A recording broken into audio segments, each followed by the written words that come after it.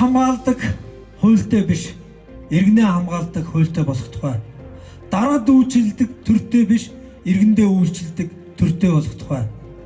Хөгжлийг боомлж, авилгаар асуудлыг шийддэг биш, хөгжлийг дэмжиж, залуусын мөрөөдлийг биелүүлдэг бодлоготой болох тухай.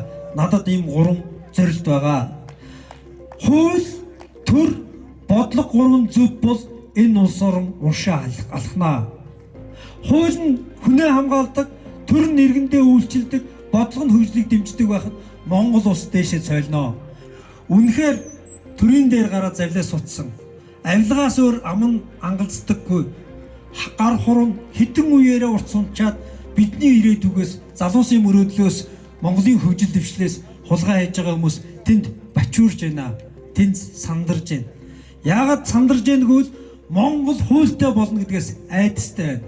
Хууль нь хууль шиг үйлчлэнэ гэдгээс хямарч байна. Имэж байгаа хүмүүс өөрсдөө адилхан бусдыг харлуулах гэж хичээж оролдож байна. За баярлалаа.